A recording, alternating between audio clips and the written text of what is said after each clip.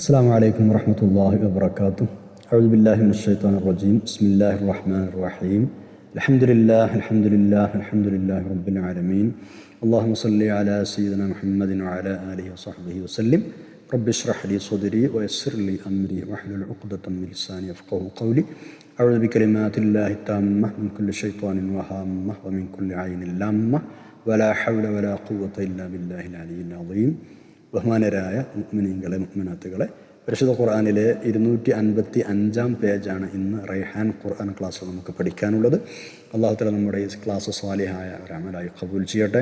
നമ്മൾ ദുആ ചെയ്യാൻ കടപ്പാടുള്ള എല്ലാവർക്കും, പ്രത്യേകിച്ച് നമ്മുടെ മാതാപിതാക്കൾ, ഉസ്താദന്മാർ, ഈ ക്ലാസ് എടുക്കുമ്പോൾ നമ്മൾ റെഫർ ചെയ്യുന്ന മുഫസ്സിറുകൾ, പണ്ഡിതന്മാർ, ഈ ക്ലാസ് കേൾക്കുന്നവർ, പിന്നീട് റെഫർ ചെയ്യുന്നവർ, ഇതിനോട് അധ്വാനിക്കുന്നവർ, നമ്മുടെ ദുആ കൊണ്ട് വസിയത്ത് ചെയ്തവർ, എല്ലാവർക്കും അല്ലാഹു തആല രണ്ട് ലോകത്തും ഖൈർ പ്രദാനം ചെയ്യട്ടെ. ആമീൻ യാ റബ്ബൽ ആലമീൻ. നമ്മളാദ്യമായി 255 പേജിൻ്റെ പാരായണമാണ് നിർവഹിക്കുന്നത്. ഈ പേജിൽ സൂറത്തുർ റഅദിൻ്റെ ഒരായത്തും അവസാനത്തെ 43-ാമത്തെ ആയത്തും പിന്നെ പുതിയ ഒരു സൂറത്തു ഇബ്രാഹിം ആരംഭിക്കുകയുമാണ് ചെയ്യുന്നത്. ഇൻഷാ അല്ലാഹ് നമുക്ക് പാരായണത്തിലേക്ക് കടക്കാം. അഊദു ബില്ലാഹി മിനശ് ശൈത്വാനിർ റജീം. ബിസ്മില്ലാഹിർ റഹ്മാനിർ റഹീം. വയഖൂലുൽ ലദീന കഫറൂ ലസ്ത മുർസലാ قل كفى بالله شهيدا بيني وبينكم ومن عنده علم الكتاب. بسم الله الرحمن الرحيم. ألف لام را. كتاب أنزلناه إليك لتخرج الناس من الظلمات إلى النور بإذن ربهم إلى صراط العزيز الحميد. الله الذي له ما في السماوات وما في الأرض وويل للكافرين من عذاب شديد. الذين يستحبون الحياة الدنيا على الآخرة ويصدون عن سبيل الله ويبغونها عوجا أولئك في ضلال بعيد. وما أرسلنا من رسول إلا بلسان قومه ليبين لهم فيضل الله من يشاء ويهدي من يشاء وهو العزيز الحكيم. ولقد أرسلنا موسى بآياتنا أن أخرج قومك من الظلمات إلى النور ذكرهم بأيام الله إن في ذلك لآيات لكل صبار شكور. صدق الله العلي العظيم. നമ്മൾ ഓതി വെച്ചത് പരിശുദ്ധ ഖുർആനിലെ 13-ാം അധ്യായം സൂറത്തുർ റഅദിലെ ഒരായത്തും 43-ാമത്തെ ആയത്തും, 14-ാം അധ്യായം സൂറത്തു ഇബ്രാഹിമിലെ 1 മുതൽ 5 വരെയുള്ള ആയത്തുകളുമാണ്. മാഷാ അല്ലാഹ്, അൽഹംദുലില്ലാഹ്. അള്ളാഹുവിൻ്റെ വലിയ തൗഫീഖോടുകൂടെ സൂറത്തുർ റഅദ് കൂടെ പഠിച്ച് പൂർത്തിയാക്കാൻ നമുക്ക് അവസരമുണ്ടായിരിക്കുന്നു. അൽഹംദുലില്ലാഹ്. പുതിയൊരു സൂറയിലേക്ക് നമ്മൾ ഇന്നത്തെ ക്ലാസ്സിൽ കടക്കുകയും കൂടിയാണ്. അല്ലാഹു തആല ഇതേപോലെ മുഴുവൻ പരിശുദ്ധ ഖുർആൻ മുഴുവനും കുറച്ചെങ്കിലും പഠിച്ച് മനസ്സിലാക്കാനുള്ള തൗഫീഖ് അല്ലാഹു തആല നമുക്ക് നൽകട്ടെ. ആമീൻ യാ റബ്ബൽ ആലമീൻ. ഇതൊക്കെ സ്വാലിഹായ അമലായി ഖബൂൽ ചെയ്യുകയും ചെയ്യട്ടെ. ഖബറിൽ കിടക്കുമ്പോൾ, ആഖിറത്തിൽ ചൊല്ലുമ്പോൾ രക്ഷപ്പെടാനുള്ള വഴികളായി അല്ലാഹു തആല ഇതൊക്കെ മാറ്റിത്തരട്ടെ. ആമീൻ യാ റബ്ബൽ ആലമീൻ. സത്യനിഷേധികളായ ആളുകൾ എല്ലാ കാലത്തും പ്രവാചകന്മാർക്കെതിരെ നിലപാടെടുക്കുകയും കുതന്ത്രങ്ങൾ മെനയുകയും ചെയ്തിരുന്നു എന്നാണല്ലോ കഴിഞ്ഞ പേജിൽ അവസാനമായി നമ്മൾ പറഞ്ഞത്. ആ കുതന്ത്രങ്ങളെയെല്ലാം അല്ലാഹു തആല പരാജയപ്പെടുത്തിയെന്നും പറഞ്ഞു. തിരുനബി സല്ലല്ലാഹു അലൈഹി വസല്ലമയുടെ കാലത്തും അതുതന്നെയായിരുന്നു പൊതുവെയുള്ള സ്ഥിതി. പല ന്യായങ്ങളും പറഞ്ഞ് സത്യനിഷേധികളും ജൂത ക്രിസ്ത്യാനികളുമൊക്കെ അവിടുത്തെ നുബൂവത്ത് നിഷേധിക്കുകയാണ്. ആ നുബൂവത്ത് നിഷേധിക്കുന്ന ആളുകൾക്ക് ആർജവത്തോടെ മറുപടി പറയാൻ നബി സല്ലല്ലാഹു അലൈഹി വസല്ലം തങ്ങൾ അല്ലാഹു തആല കൽപ്പിക്കുകയാണ് ഇനിയുള്ള ആയത്തിൽ. എന്താ പറയുന്നതെന്നറിയോ? നിങ്ങൾ നബിയല്ല എന്നാണ് ഇപ്പോൾ അവർ പറയുന്നത്. ജൂതന്മാരും ക്രിസ്ത്യാനും മുശ്രിക്കുകളൊക്കെ മുഹമ്മദ് നീ നബിയല്ല സല്ലല്ലാഹു അലൈഹി വസല്ലം എന്നാണ് പറയുന്നത്. നബിയെ നിങ്ങൾ അവരുടെ മറുപടി പറഞ്ഞോളൂ സല്ലല്ലാഹു അലൈഹി വസല്ലം. എന്താ പറയേണ്ടത്? എൻ്റെ പ്രവാചകത്വത്തിന് നിങ്ങളുടെ ആരുടെയും സർട്ടിഫിക്കറ്റോ അംഗീകാരം എനിക്ക് ആവശ്യമില്ല. ഇനി ആർക്കെങ്കിലും അങ്ങനെ ഒരു ആവശ്യമുണ്ടെങ്കിൽ തന്നെ അതിന് മതിയായ നിരവധി തെളിവുകളുണ്ട്. പ്രവാചകത്വത്തിന് നിങ്ങൾ ഒരു തെളിവില്ലാതെ നിഷേധിക്കുകയാണ്. അങ്ങനെയല്ല, ഒരുപാട് തെളിവുകളുണ്ട്. ഏറ്റവും പ്രധാനമായി അള്ളാഹുവിൻ്റെ സാക്ഷ്യം തന്നെ. അള്ളാഹു തആല സാക്ഷ്യം വഹിക്കുന്നത് ഞാൻ അവൻ്റെ പ്രവാചകനാണ് എന്ന്. ഇനി നിങ്ങളെ അംഗീകാരം എനിക്ക് വേണ്ട. 40 വയസ്സ് വരെ വളരെ പവിത്രമായ പരിശുദ്ധമായ പശ്ചാത്തലത്തിൽ അള്ളാഹു തആല അവൻ വളർത്തിക്കൊണ്ടുവന്നു. എന്നിട്ട് നുബുവത്ത് കൊടുത്തു. എന്നിട്ട് ഖുർആൻ കൊടുത്തു, ഒരുപാട് അമാനുഷിക ഗ്രന്ഥങ്ങൾ കൊടുത്തു. ഇതൊക്കെ വലിയ തെളിവാണ്. അതിനു പുറമെ തൗറാത്തും ഇഞ്ചീലും ശരിക്കും മനസ്സിലാക്കിയ നിഷ്പക്ഷരായ വേദപണ്ഡിതന്മാരായ ആളുകൾ തിരുനബി സല്ലല്ലാഹു അലൈഹി വസല്ലം തങ്ങളെയും ഖുർആനെയും അവരുടെ ഗ്രന്ഥങ്ങളിൽ നിന്ന് തന്നെ ശരിക്കും മനസ്സിലാക്കി ഇസ്ലാം സ്വീകരിച്ചു. അത് വലിയ തെളിവല്ലേ? ഈ 21-ാം നൂറ്റാണ്ടിലും ആ ഇസ്ലാമാശ്ലേഷണം തുടർന്നുകൊണ്ടിരിക്കുകയാണല്ലോ. പല ആളുകളും ഇസ്ലാമിക്ക് കടന്നു വന്നുകൊണ്ടിരിക്കുകയാണല്ലോ.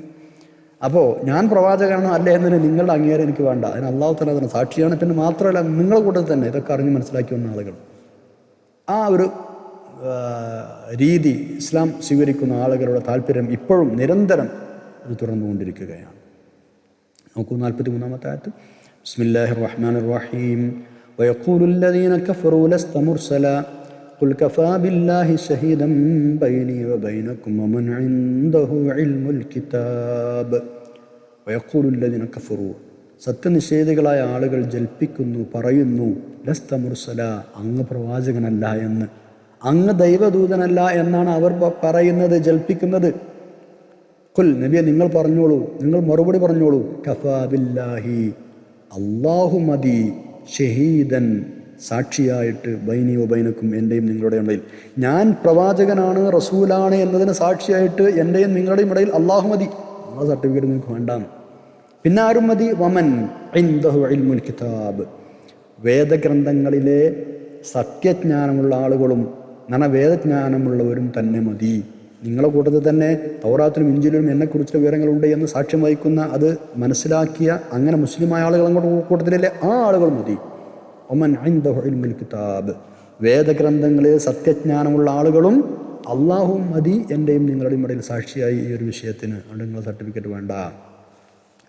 നബി സല്ലല്ലാഹു അലൈഹി വസല്ലം തങ്ങൾ പറഞ്ഞതിന് ചുരുക്കം ഇതാണ്: അള്ളാഹുവിൻ്റെ കൽപ്പനയും അനിഷേധ്യമായ യാഥാർത്ഥ്യങ്ങളും ഉൾക്കൊള്ളാനും അംഗീകരിക്കാനും അസൂയയും ദുർവാശിയും മൂലം തയ്യാറല്ലാത്ത നിഷേധികളെ, നിങ്ങളുടെ അംഗീകാരം എനിക്ക് വേണ്ട. ഈ ഒരു പ്രസ്താവനക്ക് മുമ്പിൽ അവർ അപമാനിതരായി അന്നു മുതൽ ഇന്നു വരെ നിലനിൽക്കുകയാണ്. അവരങ്ങനെ പറഞ്ഞുകൊണ്ട് ഇസ്ലാമിന് എന്തെങ്കിലും കുറവുണ്ടായിട്ടുണ്ടോ? ആരെങ്കിലും മുസ്ലിം ആകുന്നവരിൽ നിന്ന് മാറി നിന്നിട്ടുണ്ടോ? ഇപ്പോഴും അവർ പറഞ്ഞുകൊണ്ടിരിക്കുന്നു. ഇന്നും ഒരുപാട് ആളുകൾ ഇസ്ലാമിലേക്ക് കടന്നു വന്നുകൊണ്ടേയിരിക്കുന്നു. മാഷാ അല്ലാഹ്. കഫാ ബില്ലാഹി ഷഹീദ, അള്ളാഹു മതി സാക്ഷിയായി എന്ന് പറഞ്ഞാൽ എൻ്റെ പ്രവാചകത്വത്തിന് തെളിവായി അവൻ കാണിച്ചു തന്ന അസാധാരണമായ അത്ഭുതകരമായ മുഅ്ജിസത്തുകൾ മതി എന്നർത്ഥം. ഖുർആൻ ഒന്നാമത്തെ മുഅ്ജിസത്ത് ഖുർആൻ തന്നെയാണ്. അപ്പം അത്തരം അമാനുഷ്യ സംഭവങ്ങൾ ഓരോന്നും എൻ്റെ പ്രവാചകത്വം അംഗീകരിക്കുന്നുണ്ട്. നിഷ്പക്ഷരായ വേദപണ്ഡിതന്മാരും തിരുനബി അംഗീകരിച്ചിട്ടുണ്ട് സല്ലല്ലാഹു അലൈഹി വസല്ലം. നേരത്തെ നമ്മൾ പറഞ്ഞല്ലോ, അബ്ദുല്ലാഹി ഇബ്നു സലാം റളിയല്ലാഹു അൻഹു മുതൽ ആദ്യകാലത്ത് കടന്നു വന്ന ആ ആളുകൾ മുതൽ ഇന്ന് നിരന്തരം ഇന്ന് വരെ ഇസ്ലാമിലേക്ക് കടന്നു വന്നുകൊണ്ടിരിക്കുന്ന, പ്രത്യേകിച്ച് യൂറോപ്യൻ രാഷ്ട്രങ്ങളിലൊക്കെ മുസ്ലിം ആകുന്ന നിരവധി ആളുകൾ അതിന് സാക്ഷികളാണ് എന്ന് ചുരുക്കം. ഇങ്ങനെ സത്യം മനസ്സിലാക്കിയ ആളുകളുടെ ചരിത്രം എമ്പാടുമുണ്ട്. അബ്ദുല്ലാഹി ഇബ്നു സലാം റളിയല്ലാഹു അൻഹു മുതൽ അദ്ദേഹം യഹൂദികളെ അത്യുന്നതനായിരുന്നു, സമാദരണീയായ നേതാവായിരുന്നു എന്നാണ്. നബി സല്ലല്ലാഹു അലൈഹി വസല്ലം തങ്ങൾ മദീനയെത്തിയപ്പോൾ അദ്ദേഹം തൻ്റെ വേദപരിജ്ഞാനവും നബി സല്ലല്ലാഹു അലൈഹി വസല്ലമയുടെ വ്യക്തിത്വവുമായി കമ്പയർ ചെയ്ത് നോക്കി, താരതമ്യം ചെയ്ത് നോക്കി. അദ്ദേഹത്തിന് മനസ്സിലായി എന്തൊരു കൃത്യതയാണ്, രണ്ടും ശരിയാണ്. വേദഗ്രന്ഥങ്ങൾ അതേപോലെ പറഞ്ഞ പ്രവാചകനാണിത്. പെട്ടെന്ന് മുസ്ലിമായി, മഹാനവരുടെ കുടുംബം മുസ്ലിമായി. അനുയായികളെ ക്ഷണിച്ചു, പക്ഷെ അവർ മുസ്ലിം ആവാൻ കൂട്ടാക്കിയില്ല. ഇതാണ് സംഭവിച്ചത്. അപ്പോൾ ഇത്തരം ഒരുപാട് സാക്ഷ്യം നിലനിൽക്കുന്നുണ്ട്. നിങ്ങളുടെ അംഗീകാരം വേണ്ട. അൽഹംദുലില്ലാഹ്, ഇത്രയുമാണ് സൂറത്തുർ റഅദിൽ നമുക്ക് പഠിക്കാനുള്ളത്. ഇൻഷാ അല്ലാഹ് ഇന്ന് നമ്മൾ 14-ാമത്തെ അധ്യായത്തിലേക്ക് കടക്കുകയാണ്, സൂറത്ത് ഇബ്രാഹിമിലേക്ക്. 1 മുതൽ 5 വരെയുള്ള ആയത്തുകളാണ് ഈ പേജിൽ നമുക്ക് പഠിക്കാനുള്ളത്. ഇബ്രാഹിം നബി അലൈഹി സ്വലാം ഖലീലുല്ലാഹ് എന്നറിയപ്പെടുന്ന പ്രവാചകനാണ്, അള്ളാഹുവിൻ്റെ ആത്മമിത്രം. മാഷാ അല്ലാഹ്. ആ ഇബ്രാഹിം നബി അലൈഹി സ്വലാമിൻ്റെ പേരിലാണ് നമ്മളുടെ ഈ അധ്യായമുള്ളത്. നമ്മുടെ നബിയുടെയും മറ്റു പല നബിമാരുടെയും സല്ലല്ലാഹു അലൈഹി വസല്ലം അലൈഹിമുസ്സലാത്തു വസ്സലാം അവരുടെയൊക്കെ പേരുകളിൽ ഖുർആനിൽ അധ്യായങ്ങളുണ്ട് അല്ലേ. സൂറത്ത് മുഹമ്മദ് എന്നൊരു അധ്യായമുണ്ട്, സല്ലല്ലാഹു അലൈഹി വസല്ലം. ഇങ്ങനെ അമ്പിയാക്കളുടെ പേരിൽ വേറെയും അധ്യായങ്ങൾ പരിശുദ്ധ ഖുർആനിലുണ്ട്. സത്യവിശ്വാസികൾക്ക്, മുഅ്മിനീങ്ങൾക്ക് അല്ലെങ്കിൽ മുസ്ലിമീങ്ങൾക്ക് മുസ്ലിം എന്ന് പേര് വെച്ച മഹാനാണ് ഇബ്രാഹിം നബി അലൈഹി സ്വലാം. സമ്മാക്കുമൽ മുസ്ലിമീൻ എന്ന് അല്ലാഹു തആല ഇബ്രാഹിം നബിയെ കുറിച്ച് പറഞ്ഞിട്ടുണ്ട്. നിങ്ങളെ മുസ്ലിമീങ്ങൾ എന്ന് പേര് വിളിച്ച ആളാണ് ആര്? ഇബ്രാഹിം നബി അലൈഹി സ്വലാം. സൂറത്ത് നഹ്ൽ 120 അത് വിശേഷിപ്പിച്ചിട്ടുണ്ട്. ആ മഹാനായ പ്രവാചകൻ്റെ സ്മരണ എന്നെന്നും നിലനിർത്തുക കൂടിയാണ് ഈ ഒരു പേര് വെക്കലിലൂടെ അല്ലാഹു തആല ഉദ്ദേശിക്കുന്നത്. സൂറത്ത് ഇബ്രാഹിം മക്കയിലാണ് അവതരിച്ചത്. 52 ആയത്തുകളാണുള്ളത്, 831 അക്ഷരങ്ങളാണുള്ളത്. 831 പദങ്ങളാണുള്ളത്, 6434 അക്ഷരങ്ങളും. ഓക്കെ. ഇബ്രാഹിം നബി അലൈഹി സ്വലാമുമായി ബന്ധപ്പെട്ട പല വിവരങ്ങളും ഈ സൂറയിൽ പറയുന്നുണ്ട്. മഹാനവറുകളുടെ ചില ജീവിത അധ്യായങ്ങളിലേക്ക് ഈ സൂറത്തിൻ്റെ അവസാനം സൂചനകളുണ്ട്. അതുകൊണ്ടാണ് ഈ സൂറ മഹാനവറുകളുടെ പേരിൽ അറിയപ്പെടുന്നത്. 25 സൂറത്തുകളിലായി 69 സ്ഥലങ്ങളിൽ ഇബ്രാഹിം നബി അലൈഹി സ്വലാമിൻ്റെ പേര് പരിശുദ്ധ ഖുർആനിൽ പരാമൃഷ്ടമായിട്ടുണ്ട്. ബഹുമാനപ്പെട്ട നൂഹ് നബി അലൈഹി സ്വലാമിൻ്റെ പുത്രനായ സാമിൻ്റെ 9ാം പൗത്ര തലമുറയിലാണ് മഹാനായ ഇബ്രാഹിം നബി അലൈഹി സ്വലാം ജനിക്കുന്നത്. നാടും കുടുംബവും വിട്ടുപോരും മുമ്പ് ഇബ്രാഹിം നബി അലൈഹി സ്വലാം ഇറാഖിൽ 1ലധികം സ്ഥലത്ത് താമസിച്ചിട്ടുണ്ട്. പിതാവ് ഒന്നിച്ചിട്ട് താമസിച്ചിട്ടുണ്ട്, അല്ലാതെയും ഒക്കെ മാറി മാറി താമസിച്ചിട്ടുണ്ട്. ഉത്തര ഇറാഖിൽ യൂഫ്രട്ടീസ് ടൈഗ്രീസ് നദികൾക്കിടയിലുള്ള ഫദാൻ അരാം എന്ന സ്ഥലം, മെസപ്പൊട്ടേമിയ എന്നറിയപ്പെടുന്ന സ്ഥലം ഇത് തന്നെയാണ്. അവിടെ ദക്ഷിണ ഇറാഖിലെ ഊർ എന്ന കൽദേയ, ഊറുൽ കൽദാനിയീൻ എന്നാണ് ഇതിന് പറയാം, ഊർ എന്ന കൽദേയ പട്ടണം, അതേപോലെ കൂഫ, ഹാറാൻ, ബാബിലോൺ എന്നീ സ്ഥലങ്ങളൊക്കെ ഉദാഹരണം. ഇവിടെയൊക്കെ മഹാനവറുകൾ മാറി മാറി താമസിച്ച സ്ഥലങ്ങളാണ്. ഊറിൽ നിന്നാണ് മഹാനവറുകൾ അവസാനമായി നാട് വിട്ട് ഷാമിലേക്ക് പോയത് എന്നാണ് ചരിത്രം പറയുന്നത്. ക്രിസ്താബ്ദം 1922 1931 ഇടയിൽ നടന്ന ഗവേഷണങ്ങളിൽ നിന്ന് മഹാനായ ഇബ്രാഹിം നബി അലൈഹി സ്വലാമിൻ്റെ ചരിത്രവുമായി ബന്ധപ്പെട്ട പല രേഖകളും കണ്ടെടുത്തിട്ടുണ്ട് എന്നും പറയപ്പെടുന്നുണ്ട്. ഏതായാലും ഈ സൂറത്ത് മക്കിയാണെന്ന് നമ്മൾ പറഞ്ഞു. അപ്പോൾ മക്കിയായ സൂറയാണ് എന്നതുകൊണ്ട് തന്നെ ഇസ്ലാമിൻ്റെ അടിസ്ഥാന വിഷയങ്ങളാണ് പ്രധാനമായും ഇതിലെ പ്രമേയം. നമ്മൾ മുമ്പ് പഠിച്ചിട്ടുണ്ട്. മക്കിയായ സൂറകളുടെ സ്വഭാവം അങ്ങനെയായിരിക്കും. അതായത് സത്യവിശ്വാസത്തിൻ്റെ സത്യസന്ധത, അതിൻ്റെ യാഥാർത്ഥ്യം, പ്രവാചക നിയോഗം, അതുമായി ബന്ധപ്പെട്ട വിഷയങ്ങൾ, പൂർവ്വ സമുദായങ്ങളിൽ കഴിഞ്ഞുപോയ പ്രവാചകന്മാർ, സത്യനിഷേധികൾക്ക് നേരിടേണ്ടി വന്ന നിന്ദ്യമായ അവസ്ഥ, പാരിത്രിക ലോകത്ത് അവരുടെ പരാജയം, അതേപോലെ സ്വർഗവും അതിൻ്റെ അവകാശികളും നരകവും അവകാശികളും, ഇങ്ങനെ പല വിഷയങ്ങളും ഈ സൂറയിൽ പ്രതിപാദിക്കുന്നുണ്ട്. അതുപോലെ തന്നെ മൂസാ നബി അലൈഹി സ്വലാമിൻ്റെയും ഇസ്രായേലരുടെയും ചരിത്രം പറയുന്നുണ്ട്. നൂഹ് നബി അലൈഹി സ്വലാമിൻ്റെ സമൂഹം, ആദ്, സമൂദ് ഗോത്രങ്ങൾ, ഇവരെയും പരാമർശിക്കുന്നുണ്ട്. അള്ളാഹുവിൻ്റെ ഇഷ്ടദാസന്മാരായ പ്രവാചകന്മാർ, ആ പ്രവാചകന്മാരെ അല്ലെങ്കിൽ മാർഗദർശികളെ അവഹേളിക്കുകയും തള്ളിക്കളയുകയും ചെയ്ത ധിക്കാരികളായ സമൂഹങ്ങൾ എങ്ങനെയാണ് പരാജിതരായത്, എങ്ങനെയാണ് ഉന്മൂലനം ചെയ്യപ്പെട്ടത് എന്നും പറയുന്നുണ്ട്. പിന്നെ പരലോകത്ത് നടക്കുന്ന വളരെ ഭയാനകമായൊരു രംഗത്തിൻ്റെ ചിത്രീകരണം ഈ സൂറയിൽ അല്ലാഹു തആല നടത്തുന്നുണ്ട്. ദുർമാർഗത്തിൻ്റെ നേതാക്കൾക്കും അവരെ പിന്നാലെ കൂടി അനുയായികൾക്കും അനുഭവിക്കേണ്ടി വരുന്ന ദുര്യോഗത്തിൻ്റെ ഒരു ചിത്രീകരണം. അതായത് ദുർമാർഗത്തിൻ്റെ വക്താക്കളായ അവിശ്വാസികൾ, അവർ വളരെ സമർത്ഥമായി കരുനീക്കിയിട്ടാണ് ചിന്താശേഷിയില്ലാത്ത സാധുക്കളായ ആളുകളെ കൂടെ കൂട്ടിയത്. ആ അനുയായികൾ പരലോകത്ത് ചെല്ലുമ്പോൾ, കാര്യങ്ങൾ അവർക്ക് ബോധ്യപ്പെടുമ്പോൾ, തങ്ങളെ ദുർമാർഗത്തിൻ്റെ കുഴിയിൽ ചാടിച്ച നേതാക്കളുമായി പരലോകത്ത് സംസാരിക്കും. നിങ്ങളല്ലേ ഞങ്ങളെ ഈ കോലത്തിലാക്കിയത്, അതുകൊണ്ട് നിങ്ങൾ ഞങ്ങളെ ഈ ശിക്ഷയിൽ നിന്ന് രക്ഷപ്പെടുത്തണം എന്ന് അവരോട് പറയും. പക്ഷെ എന്തു ഫലം? വെറുതെ പറയാന്ന് മാത്രം അല്ലേ? വിശ്വാസത്തിനും സത്യനിഷേധത്തിനും അത് ഉയർത്തിപ്പിടിക്കുന്ന നിലപാടുകൾക്കും ഓരോ ഉദാഹരണവും ഈ സൂറയിൽ അല്ലാഹു തആല പറയുന്നുണ്ട്. സത്യവിശ്വാസം കൈകൊള്ളുക അല്ലെങ്കിൽ സത്യവിശ്വാസത്തിൻ്റെ കലിമത്ത്, മുദ്രാവാക്യം ഉയർത്തിപ്പിടിക്കുക എന്നതൊരു പഴഞ്ചൻ ഏർപ്പാടൊന്നുമല്ല. സത്യവിശ്വാസത്തിലൂടെ ലോകത്തിനാകമാനം അതിൻ്റെ തണലും നിഴലും മധുരവും സുഗന്ധവും നിരന്തരം ലഭിച്ചുകൊണ്ടിരിക്കും. മുസ്ലിമുകളായാൽ അങ്ങനെ, ഒരു നാട് മുസ്ലിമുകളായാൽ, ഒരു നാട് ശരിയായ ഇസ്ലാമിലേക്ക് കടന്നു വന്നാൽ ആ നാട് നന്നാവും. അത് ലോകത്ത് മുഴുവൻ വ്യാപിച്ചാലോ ലോകം മുഴുവൻ നന്നാവും. അതൊരു പഴഞ്ചൻ ഏർപ്പാടല്ല. അവിശ്വാസത്തിൻ്റെ സ്ഥിതി നേരെ മറിച്ച, ഒരു നാട്ടിൽ, ഒരു സമൂഹത്തിൽ, ഒരു രാജ്യത്ത് അവിശ്വാസം പടർന്ന് പന്തലിക്കുകയാണെങ്കിൽ അവിടെ നാശമുണ്ടാവും, പരാജയമുണ്ടാവും, കുഴപ്പങ്ങളുണ്ടാവും, ശാപമുണ്ടാവും, ദൗർഭാഗ്യമുണ്ടാവും. അതേ ഉണ്ടാവും. ഈ സൂറയും തൊട്ട് മുമ്പുള്ള സൂറത്തുർ റഅദും പല ബന്ധങ്ങളും ഉണ്ട്, പല കണക്ഷനുകളുമുണ്ട്. അവിടെ ആദ്യത്തെ സൂക്തത്തിൽ, സൂറത്തുർ റഅദിൽ 1-ാമത്തെ ആയത്തിൽ ഖുർആൻ്റെ അവതരണത്തെക്കുറിച്ചാണ് പറഞ്ഞത്. അതായത് തിൽക ആയാത്തുൽ കിതാബ് വല്ലദീ ഉൻസില ഇലൈക മിൻ റബ്ബിക്കൽ ഹഖ് വലാകിന്ന അക്സറന്നാസ് ലാ യുഅ്മിനൂൻ. ഇതാണ് ഇവിടെ എന്താ പറയുന്നത്? ഇവിടെ അതിൻ്റെ ലക്ഷ്യം പറയാം. അവിടെ ഗ്രന്ഥം അവതരിച്ചു എന്നാണ് പറഞ്ഞത്. ഇനി ഇവിടെ ആ ഗ്രന്ഥാവതരണത്തിൻ്റെ ലക്ഷ്യം എന്താണ്? അത് 1-ാമത്തെ ആയത്തിൽ തന്നെ അല്ലാഹു വിശദീകരിക്കുന്നുണ്ട്. അതായത് ജനങ്ങളെ അന്ധകാരങ്ങളിൽ നിന്ന് വെളിച്ചത്തിലേക്ക് നയിക്കാൻ. പിന്നെ സൂറത്തുർ റഅദിൽ പ്രവാചകന്മാരെക്കുറിച്ച് പ്രതിപാദിച്ചിട്ടുണ്ട്, ഒരു നബിക്കും അള്ളാഹുവിൻ്റെ അനുമതിയില്ലാതെ ദൃഷ്ടാന്തം കൊണ്ടുവരാൻ കഴിയില്ല എന്ന് 38-ാമത്തെ ആയത്തിൽ സൂറത്തുർ റഅദിൽ പറഞ്ഞിട്ടുണ്ട്. അതേ ആശയം ഇവിടെ 11-ാമത്തെ ആയത്തിൽ പ്രവാചകന്മാരുടെ സ്വന്തം വാക്കുകളായിട്ടാണ് അള്ളാഹു തആല ഉദ്ധരിക്കുന്നത്. അതുപോലെ സൂറത്തുർ റഅദ് 30-ാം ആയത്തിൽ ഞാൻ മുഴുവൻ കാര്യങ്ങളും സർവശക്തനായ അള്ളാഹുവിൽ ബരമേൽപ്പിക്കുന്നു എന്ന് നബി സല്ലല്ലാഹു അലൈഹി വസല്ലം തങ്ങൾ അള്ളാഹുവിൻ്റെ കൽപ്പന പ്രകാരം പറഞ്ഞത് നമ്മൾ കണ്ടു. എന്നാൽ ഇവിടെ സൂറത്ത് ഇബ്രാഹിമിൽ 12-ാമത്തെ ആയത്തിൽ മുഴുവൻ പ്രവാചകന്മാരും അതേ ആശയം പ്രഖ്യാപിച്ചു വരുന്നു എന്ന് നമ്മൾ കാണുന്നുണ്ട്. 2 സൂറകളിലും കാണാവുന്ന ചില പൊതുവിഷയങ്ങളുണ്ട്. ഒന്ന്, സത്യത്തിൻ്റെയും അസത്യത്തിൻ്റെയും ചിത്രീകരണം. പിന്നെ ആകാശഭൂമികളുടെ പ്രപഞ്ചത്തിൻ്റെ സൃഷ്ടിപ്പ്, സൂര്യചന്ദ്രാദികളെ കീഴ്പ്പെടുത്തി തന്നത്, അവിശ്വാസികളുടെ ഗൂഢാലോചനകളും കുതന്ത്രങ്ങളും പോലെയുള്ള സംഗതികൾ. 2ഉം മക്കിയായ സൂറകളാണ് എന്നതുകൊണ്ട് തന്നെ പ്രമേയത്തിൻ്റെ അടിസ്ഥാനത്തിൽ സാദൃശ്യമുണ്ടാവുന്നത് സ്വാഭാവികമാണ്. മാത്രമല്ല 2 സൂറകളിലും ഒരേ വിഷയം ചിലപ്പോൾ ചുരുക്കിയോ ചിലപ്പോൾ വിസ്തരിച്ചോ പരാമർശിക്കുകയും ചെയ്തിട്ടുണ്ട്. ഇത്രയുമാണ് ആമുഖമായി നമുക്ക് പറയാനുള്ളത്. ഇനി ഇൻഷാ അല്ലാഹ് ആയത്തുകളിലേക്ക് നമുക്ക് കടക്കാം. ബിസ്മില്ലാഹിർ റഹ്മാനിർ റഹീം. നമ്മൾ ആദ്യമായി പഠിക്കുന്നത് 1 മുതൽ 3 വരെയുള്ള ആയത്തുകളാണ്.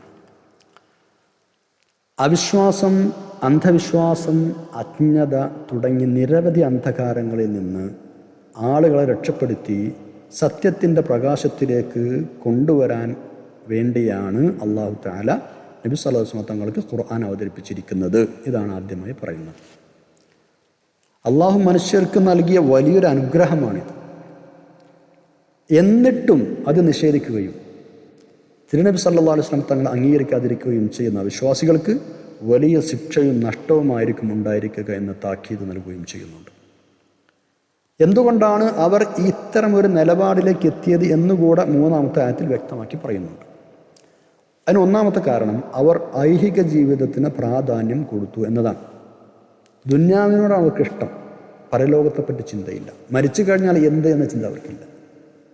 2ാമതായി അള്ളാഹു കൽപ്പിക്കുകയും ഇഷ്ടപ്പെടുകയും ചെയ്യുന്ന ആ നേർമാർഗത്തിൽ നിന്ന് അവർ സ്വയം തിരിഞ്ഞു നടക്കുകയും മറ്റുള്ളവരെ പിന്തിരിപ്പിക്കുകയും ചെയ്തുകൊണ്ടിരുന്നു. ഇതാണ് 2ാമത്തെ കാരണം. 3-ാമത്തെ കാരണം സത്യത്തിൻ്റെ വഴി അല്ലെങ്കിൽ സത്യമതം അങ്ങനെ തന്നെ നിലനിൽക്കുന്നത് അവർക്കിഷ്ടമല്ല. അത് വളച്ചൊടിക്കണം, അതാണ് അവരുടെ ആഗ്രഹം, അതിനാണ് അവരുടെ ശ്രമം.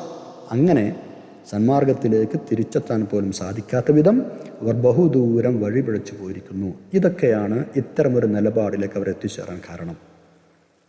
പൊതുവെ എല്ലാ കാലത്തുമുള്ള സത്യനിഷേധികളുടെ അല്ലെങ്കിൽ മതനിരാസം പറയുന്നവരുടെ സ്വഭാവമാണ് ഈ 3 കാര്യങ്ങളും. ദുന്യാവിനോടായിരിക്കും പ്രതിബദ്ധത കാണിക്കുന്നത്, അല്ലേ? പിന്നെ അള്ളാഹുവിൻ്റെ മാർഗത്തിൽ നിന്ന് അവർ തിരിഞ്ഞടക്കും, വേറെ ആൾക്കാരെ പിന്തിരിപ്പിക്കും. പിന്നെ എന്തെങ്കിലുമൊക്കെ വക്രതകളും വളച്ചൊടിക്കലുകളും മതത്തിലുണ്ടാക്കാൻ ശ്രമിക്കും, എന്നിട്ട് കുറ്റം പറയും. ഒന്നും നടന്നിട്ടുള്ള കാര്യങ്ങളല്ല ഇപ്പോൾ ഇതൊക്കെ. ആയത്തുകൾ നോക്കാം. ബിസ്മില്ലാഹിർ റഹ്മാനിർ റഹീം. അലിഫ് ലാം റാ കിതാബുൻ അൻസൽനാഹു ഇലൈക ലിതുഖ്രിജൻ നാസ മിനൽ ളുലുമാതി ഇലൻ നൂരി ബിഇദ്നി റബ്ബിഹിം ഇലാ സിറാത്തിൽ അസീസിൽ ഹമീദ്. അലിഫ് ലാം റാ. നമ്മളതിൻ്റെ ഉദ്ദേശമൊക്കെ മുമ്പ് പറഞ്ഞിട്ടുണ്ട്. മുഖത്തആത്തായ അക്ഷരങ്ങൾ, കേവലാക്ഷരങ്ങൾ കൊണ്ട് തുടങ്ങിയ സൂറത്തുകൾ, അല്ലേ? പല സൂറത്തുകളും പഠിച്ചപ്പോൾ നമ്മൾ അതിൻ്റെ ആശയങ്ങളും അതിലുള്ള അഭിപ്രായ വ്യത്യാസങ്ങളൊക്കെ വിശദമായി പറഞ്ഞിട്ടുണ്ട്. ആകട്ടെ, കിതാബുൻ, ഇതൊരു ഗ്രന്ഥമാണ്. ഈ അലിഫ് ലാം റാ പറയുന്ന അക്ഷരങ്ങൾ അല്ലാഹു തആല സൂറത്തിൻ്റെ തുടക്കത്തിൽ കൊണ്ടുവരുന്നത് സംബന്ധമായിട്ട് നമ്മൾ പല ആളുകളുടെയും അഭിപ്രായമായി പറഞ്ഞിരുന്നത്, ഖുർആൻ ഇറങ്ങിയ ആ സമൂഹത്തോടുള്ള അല്ലെങ്കിൽ അറബികളോടുള്ള ഒരു വെല്ലുവിളിയാണിത്. നിങ്ങൾ സാധാരണ ശീലിച്ചു കൊണ്ടിരിക്കുന്ന, സാധാരണ കണ്ടുകൊണ്ടിരിക്കുന്ന, സാധാരണ സംസാരിച്ചു കൊണ്ടിരിക്കുന്ന, എഴുതിക്കൊണ്ടിരിക്കുന്ന ചില അക്ഷരങ്ങൾ, അലിഫ് ലാം മീം റാ, ഇത് തുടങ്ങിയുള്ള അക്ഷരങ്ങൾ പോലെയുള്ള ചില അക്ഷരങ്ങൾ ചേർത്താണ് ഈ പരിശുദ്ധ ഖുർആൻ അവതരിച്ചിരിക്കുന്നത്. എന്നിട്ട് നിങ്ങൾക്ക് അതുപോലെയുള്ള ഗ്രന്ഥം കൊണ്ടുവരാൻ കഴിയുമോ? അപ്പോൾ അത്തരമൊരു വെല്ലുവിളിയാണ് ഇത്തരം അക്ഷരങ്ങൾ, കേവലാക്ഷരങ്ങൾ തുടക്കത്തിൽ വന്നതുകൊണ്ട് അല്ലാഹു ഉദ്ദേശിക്കുന്നത് എന്ന് ചില മുഫസ്സിറുകൾ നമ്മൾ പറഞ്ഞിട്ടുണ്ട്. ചുരുക്കി അതങ്ങനെ മനസ്സിലാക്കുക. പക്ഷേ ആ ഒരു വെല്ലുവിളി ഇന്നുവരെ ഏറ്റെടുക്കാൻ ആർക്കും കഴിഞ്ഞിട്ടില്ല. സത്യത്തിൽ ഖുർആനുള്ളത് മുഴുവൻ ഇവർക്ക് അറിയുന്ന അക്ഷരങ്ങളാണ്. അറിയാത്ത അക്ഷരങ്ങളൊന്നുമില്ല, എന്നിട്ടും അവർക്ക് അതുപോലത്തെ ഗ്രന്ഥം കൊണ്ടുവരാൻ കഴിയുന്നില്ല. അത് പരിശുദ്ധ ഖുർആൻ്റെ അമാനുഷികത തന്നെയാണ്. കിതാബുൻ, ഇത് ഒരു ഗ്രന്ഥമാണ്. അൻസൽനാഹു, നാം താങ്കൾക്കത് അവതരിപ്പിച്ചു തന്നിരിക്കുന്നു. അൻസൽനാഹു, നാം അത് അവതരിപ്പിച്ചിരിക്കുന്നു. ഇലേക്ക, താങ്കളിലേക്ക്. എന്തിന്?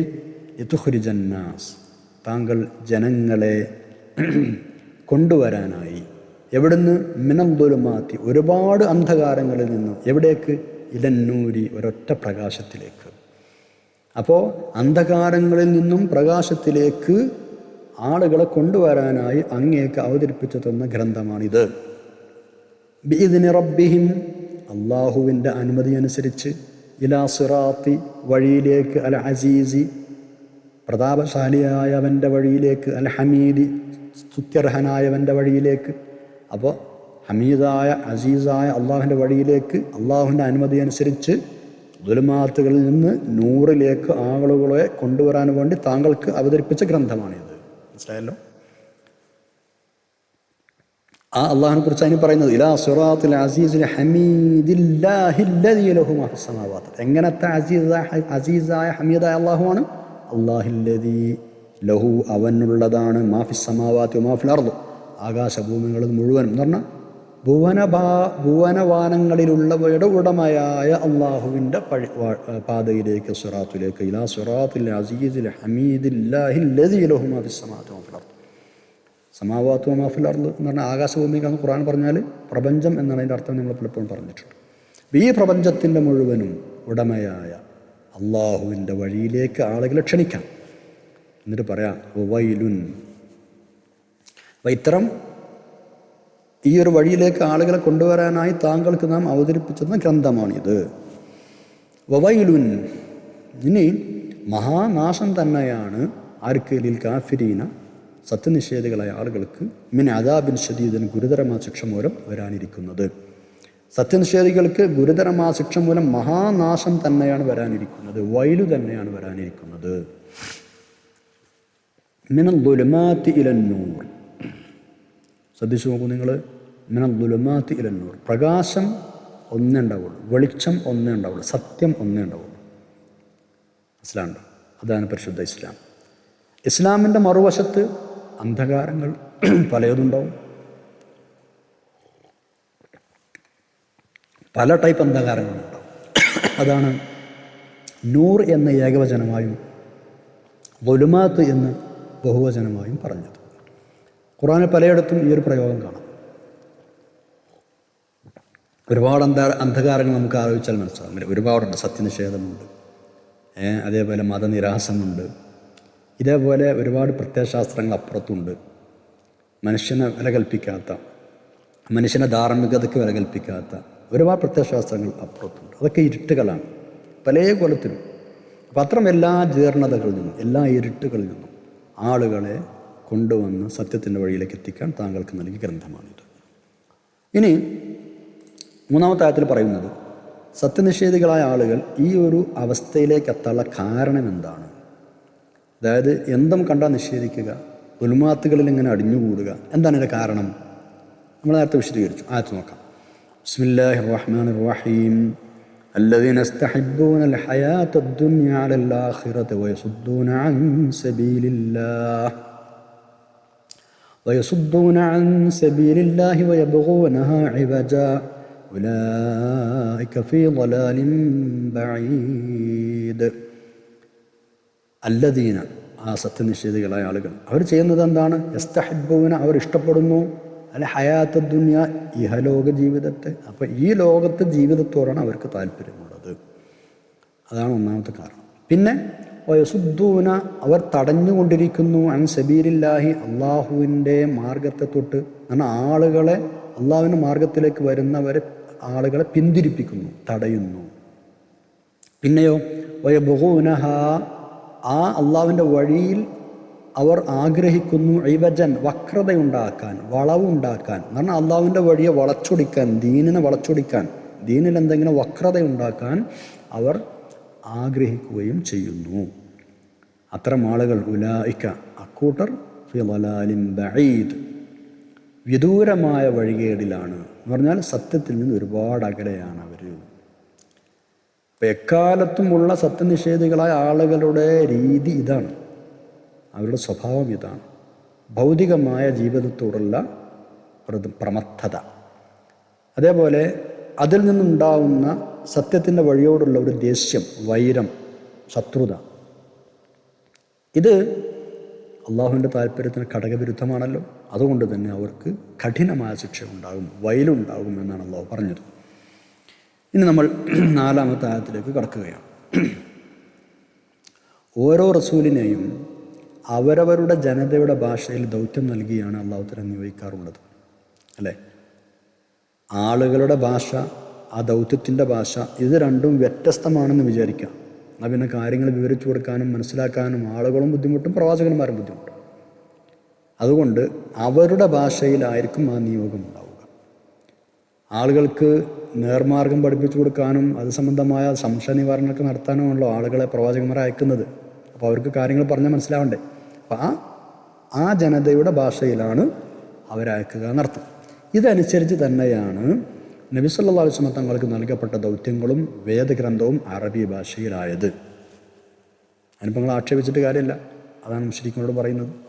അപ്പോൾ ഇതുകൊണ്ട് ഇതിനവിടെ സംശയം വരാം. അപ്പം അങ്ങനെയാണെങ്കിൽ ഇന്ന് നബി സല്ലല്ലാഹു അലൈഹി വസല്ലം തങ്ങൾ അറബികളിലേക്ക് മാത്രം നിയോഗിക്കപ്പെട്ട റസൂലാണോ? അല്ല. ആ സംശയത്തിന് പ്രസക്തിയില്ല. കാരണം എന്താ? വേറെ ഒരുപാട് ആയത്തിൽ അല്ലാഹു തആല പറഞ്ഞിട്ടുണ്ട്, എല്ലാ മനുഷ്യർക്കും പ്രവാചകനായിട്ടാണ് അങ്ങനെ നിയോഗിച്ചത് എന്നത്, അല്ലേ? പല സൂറത്തുകളിലുമുണ്ട്. 21-ാം അധ്യായം 107 പറഞ്ഞിട്ടുണ്ട്, 25-ാം അധ്യായം 1-ാമത്തെ ആയത്തിൽ പറഞ്ഞിട്ടുണ്ട്, 34-ാം അധ്യായം 28-ൽ പറഞ്ഞിട്ടുണ്ട്. ഇതൊക്കെ ഉദാഹരണങ്ങളാണ്.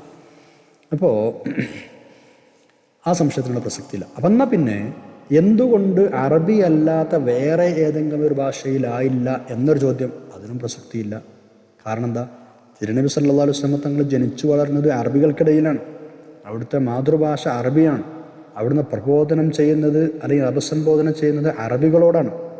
അറബികളോട് തന്നെയാണ് പ്രധാനമായും ഈ പ്രബോധനദൗത്യം ലോകത്ത് മുഴുവൻ വ്യാപിച്ചുകൊണ്ടിരിക്കുന്നതും. എന്നിരിക്കെ നബി സല്ലല്ലാഹു അലൈഹി വസല്ലം തങ്ങളുടെ ദൗത്യം അറബി അല്ലാത്ത മറ്റൊരു ഭാഷയിലായാൽ അതിൻ്റെ അപ്രായോഗികത നമുക്ക് മനസ്സിലാക്കാലോ, അത് പ്രായോഗികമല്ല എന്ന് നമുക്ക് മനസ്സിലാക്കാലോ. അറബി അല്ലാത്ത ഏത് ഭാഷയിലായാലും, അറബി അല്ലാത്ത മറ്റേത് ഭാഷയിലാണ് ഈ നിയോഗമുണ്ടായത് എന്നാലും അവിടെ സങ്കീർണതകൾ കൂടുകയാണ് ചെയ്യുക, അല്ലാതെ പ്രശ്നങ്ങൾക്ക് പരിഹാരം ഉണ്ടാവുകയല്ല ചെയ്യുക. എല്ലാവരും ബുദ്ധിമുട്ടും. ശരിക്കും ചിന്തിച്ചാൽ ആ വിഷയം മനസ്സിലാവും. ഇങ്ങനെ ജനങ്ങൾക്ക് മനസ്സിലാകുന്ന ഭാഷയിൽ പറഞ്ഞു കൊടുത്ത് കാര്യങ്ങളെല്ലാം മനസ്സിലാക്കിയിട്ട് പിന്നെയും സത്യം നിഷേധിക്കുന്ന ആളുകളുണ്ടാവും. അവരെ അല്ലാഹു തആല നേർവഴിയിലേക്ക് ചേർക്കില്ല. സത്യം മനസ്സിലാക്കി സന്മാർഗം ആഗ്രഹിക്കുന്ന ആളുകളെയാണ് അവൻ നേർവഴിയിലേക്ക് ചേർക്കുക. അല്ലാത്ത ആളുകൾ ചേർക്കാൻ കഴിയില്ല, അവർ താല്പര്യപ്പെടുന്നില്ല. അതുകൊണ്ട് നോക്കൂ 4-ാമത്തെ ആയത്ത്. ബിസ്മില്ലാഹിർ റഹ്മാനിർ റഹീം. വമാ അർസൽനാ മിർ റസൂലിൻ ഇല്ലാ ബിലിസാനി ഖൗമിഹി ലിയുബയ്യിന ലഹും ഫയദുല്ലുല്ലാഹു മൻ യശാഅ വയഹ്ദി മൻ യശാഅ വഹുവൽ അസീസുൽ ഹകീം.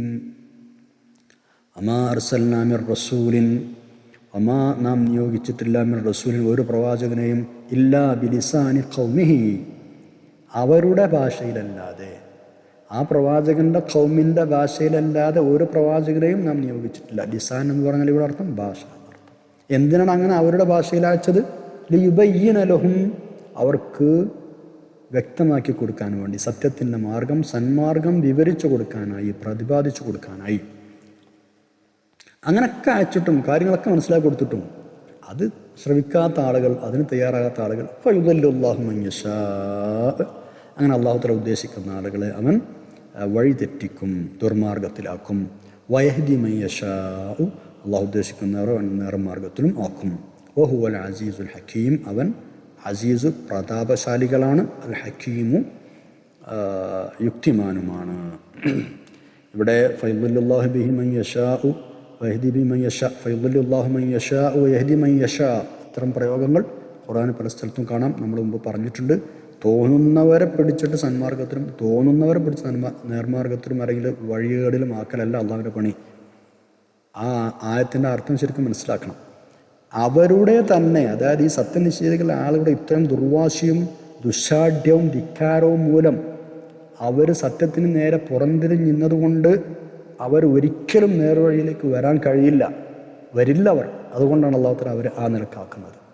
നേരെ മറിച്ച് ചിന്തിച്ച് മനസ്സിലാക്കാൻ താല്പര്യ ആളുകളോ മാഷാ അല്ലാഹ് അള്ളാഹു നിർമാർഗത്താക്കുകയും ചെയ്യും. അപ്പോൾ ഒരു മാനദണ്ഡവും ഇല്ലാതെ കുറേ ആൾക്കാരെ സന്മാർഗത്തിനും കുറേ ആൾക്കാർ ദുർമാർഗത്തിനും പിടിച്ചിടും എന്നല്ല അതിൻ്റെ അർത്ഥം. അത് പ്രത്യേകം എപ്പോഴും നമ്മൾ പറയാറുണ്ട്.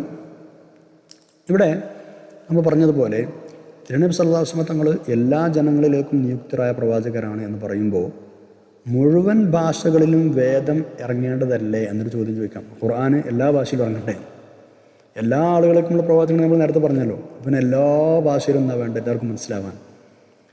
ബഹുമാനരായ മുഫസ്സിരീങ്ങൾ ഈ വിഷയം വളരെ വിശദമായി ചർച്ച ചെയ്തിട്ടുണ്ട്. അതിൻ്റെ ചുരുക്കം, മുൻകഴിഞ്ഞു പോയ മുർസലുകൾ നിയുക്തരായിരുന്നത് സ്വന്തം ജനതയിലേക്ക് മാത്രമാണ്.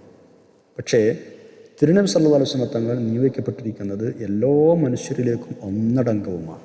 മാത്രമല്ല നബി സല്ലല്ലാഹു അലൈഹി വസല്ലം തങ്ങളുടെ ഖൗമ്, ജനത, അവർ അറബികളാണ്. മറ്റുള്ള എല്ലാവരും, അതായത് സമൂഹം, ഉമ്മത്ത്, മനസ്സിലാവുണ്ടോ? മറ്റുള്ളവർ ഒന്നടങ്കം ആ സമൂഹമാണ്. അതായത് ഇപ്പോൾ ഈ ആയത്ത് പറഞ്ഞാൽ എന്താ? ഇല്ലാ ബിലിസാനി ഖൗമിഹി, തൻ്റെ ജനതയുടെ ഭാഷയിലല്ലാതെ നിയോഗമുണ്ടായിട്ടില്ല. അപ്പോൾ ഇവിടെ റസൂലുള്ളാഹി സ്വല്ലല്ലാഹു അലൈഹി വസല്ലം ഖൗമാരാണ്, ആ അഭിസംബോധിതരായ അറബികളാണ്. അപ്പോൾ അവരുടെ ഭാഷയിൽ അറബിയിൽ ഇറങ്ങി. ബാക്കിയുള്ളവർ നമ്മളൊക്കെ ആരാ? അതായത് അറബികളല്ലാത്ത മറ്റെല്ലാം നബി സല്ലല്ലാഹു അലൈഹി വസല്ലം പ്രവാചകരെ നിയോഗിക്കപ്പെട്ട മറ്റെല്ലാ സമൂഹങ്ങളും ആരാണ്? ഉമ്മത്താണ്. ഉമ്മത്തും ഖൗമിൻ്റെ വ്യത്യാസമാണ് അത്. അപ്പോൾ ബാക്കിയുള്ളവർക്ക് ഉമ്മത്താണ്. ആ നിലക്ക് ഖൗമിൻ്റെ ഭാഷയിൽ തന്നെയാണ് റസൂലും കിതാബും ആവേണ്ടത്. ഇല്ലാ ബിലിസാനി ഖൗമിഹി എന്ന് പറഞ്ഞനുസരിച്ച് ആ ഖൗമിൻ്റെ ഭാഷ, അത് അറബി, അതിലാണ് തങ്ങളും വന്നത്, ഖുർആനും ഇറങ്ങിയത്.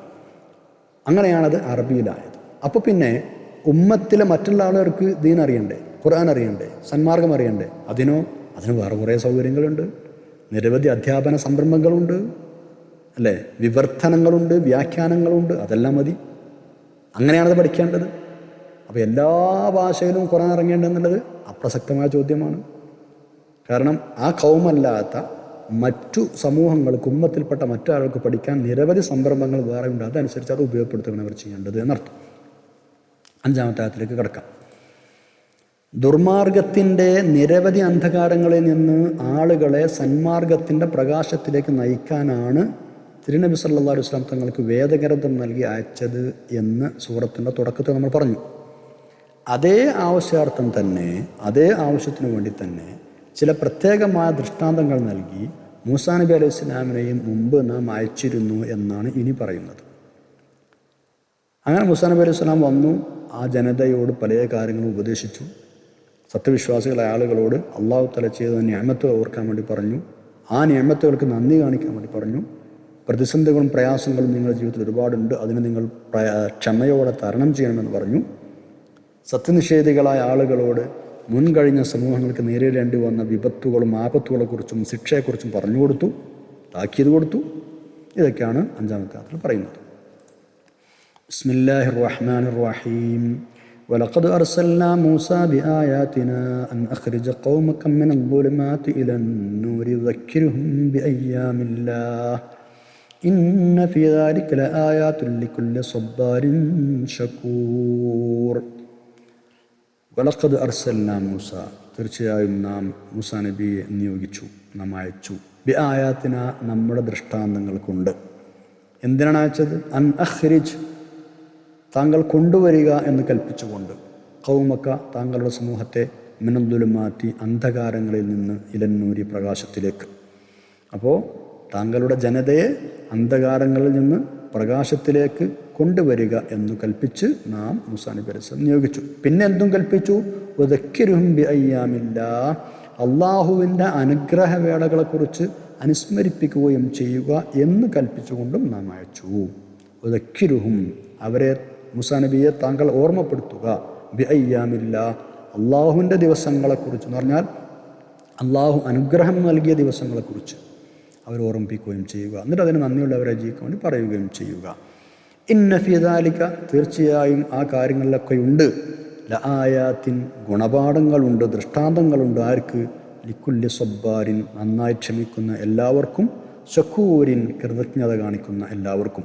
അപ്പം മികച്ച ക്ഷമയും കൃതജ്ഞതയും നന്ദിയുമുള്ള സകലർക്കും ആ സംഭവങ്ങളിൽ അയ്യാമുള്ളയിൽ എന്തുണ്ട്? ഗുണപാഠങ്ങളുണ്ട് എന്ന് പറഞ്ഞാൽ അയ്യാമുള്ള എന്നതിന് അള്ളാഹുവിൻ്റെ ദിവസങ്ങൾ എന്നതിന് അള്ളാഹു അനുഗ്രഹം നൽകിയ ദിവസങ്ങളെന്ന് പറയാം, അള്ളാഹുവിന് ശിക്ഷ ഇറങ്ങിയ ദിവസങ്ങളെന്ന് പറയാം. മുൻകഴിഞ്ഞ സമുദായങ്ങളിൽ കഠിനമായ ശിക്ഷ നടന്ന ദിവസങ്ങളില്ലേ, അപ്പോൾ അതൊക്കെ ഓർമ്മിപ്പിച്ച് കൊടുക്കുക എന്നർത്ഥം. ശരിക്ക് പ്രധാനപ്പെട്ട ചരിത്ര സംഭവങ്ങൾ ഉണ്ടായ കാലത്ത് ഉദ്ദേശിച്ചാണ് അയ്യാമുള്ള എന്ന് പറയാറ്, അള്ളാഹുവിൻ്റെ ദിവസങ്ങൾ. ഇപ്പോൾ അറബികൾക്കിടയിലുണ്ടാകുന്ന യുദ്ധങ്ങൾ പോലെയുള്ള പ്രധാന സംഭവങ്ങളെ പറ്റി അയ്യാമുൽ അറബ് എന്നൊക്കെ പറയാറുണ്ട്, അറബികളുടെ ദിവസങ്ങൾ എന്നതുപോലെയാണ് ഈ പ്രയോഗം. അതായത് ഇത്തരം സംഭവങ്ങൾ ഒരു കൂട്ടർക്ക് അത് അനുഗ്രഹമാവുമ്പോൾ മറുഭാഗത്തുള്ള ആൾക്ക് ശിക്ഷയായിട്ട് അനുഭവപ്പെടുക സ്വാഭാവികമാണല്ലോ. ഇപ്പോൾ ഒരു പ്രവാചകൻ്റെ അനുയായികൾ അല്ലാഹുവിൽ നശിപ്പിക്കുമ്പോൾ ആ നശിപ്പിക്കപ്പെടുന്ന സത്യനിഷേധികൾക്ക് അത് ശിക്ഷയായിട്ട് അനുഭവപ്പെടുമ്പോൾ മറുഭാഗത്തുള്ള മുസ്ലിമീകൾക്ക് എന്താണ്? അത് അനുഗ്രഹമായിട്ടാണ് അനുഭവപ്പെടുക. അതാണ് നമ്മുടെ അയ്യാമുള്ള എന്നതിന് അള്ളാഹുവിൻ്റെ അനുഗ്രഹ ദിവസങ്ങൾ എന്ന് അർത്ഥം പറയാൻ കാരണം. അത് കാഫിറുകളെ സംബന്ധിച്ചിടത്തോളം അള്ളാഹുവിൻ്റെ ശിക്ഷാ ദിവസങ്ങളായിരിക്കും. മനസ്സിലാകുന്നു. ഏതായാലും അത്തരം സംഭവങ്ങളിൽ പഠിക്കാൻ ഒരുപാടുണ്ടാവും എന്നർത്ഥം. ഇനി വരുന്ന ആയത്തിൽ നിന്നൊക്കെ മനസ്സിലാകുന്നത് പോലെ ബനു ഇസ്രായേലിനെ സംബന്ധിച്ചിടത്തോളം അവർക്ക് വലിയ അനുഗ്രഹമായി കലാശിച്ച പല സംഭവങ്ങളെയും മൂസാ നബിയെ നിങ്ങളവർ ഓർമ്മപ്പെടുത്തണമെന്നാണ് അല്ലാഹു തആല പറയുന്നത് അലൈഹിസ്സലാം. ഫിർഔനിൽ നിന്ന് രക്ഷപ്പെടുത്തിയതുപോലെയുള്ള വലിയ സംഭവങ്ങൾ അവരോട് ഓർമ്മിപ്പിക്കണം. ഇതൊക്കെയാണ് അയ്യാമുള്ള അള്ളാഹുവിൻ്റെ ദിവസങ്ങളെ അവരോട് ഓർമ്മിപ്പിക്കണമെന്ന് മൂസാ നബിയോട് അല്ലാഹു തആല പറഞ്ഞതിന് താല്പര്യം അലൈഹിസ്സലാം. ഇന്ന ഫീ ദാലിക ലആയാതിൻ ലികുല്ലി സബ്ബാരിൻ ശകൂർ. നന്നായി ക്ഷമിക്കുക, നന്നായി നന്ദി ചെയ്യുക, ഈ രണ്ട് ഗുണങ്ങൾ ഒരു മുഅ്മിനെ സംബന്ധിച്ചിടത്തോളം വളരെ പ്രധാനമാണ്. എല്ലാ നന്മകളുടെയും ഉറവിടം ഈ രണ്ട് ഗുണങ്ങളാണ്. എന്നാൽ എല്ലാ തിന്മകളും ഉണ്ടാകുന്നത് ഈ രണ്ട് ഗുണം ഇല്ലാതെയാകുമ്പോഴാണ്. ശരിയായ മുഅ്മിൻ ഈ രണ്ട് ഗുണങ്ങളും എപ്പോഴും കൊണ്ടു നടക്കുന്നവനായിരിക്കും. അത് അവനെ വിജയത്തിലേക്ക് നയിക്കുകയും ചെയ്യും. തിരുനബി സല്ലല്ലാഹു അലൈഹി വസല്ലം പറഞ്ഞതുപോലെ അജബൻ ലി അംരിൽ മുഅ്മിൻ, മുഅ്മിനായ ഒരു മനുഷ്യൻ്റെ കാര്യം വളരെ അത്ഭുതം.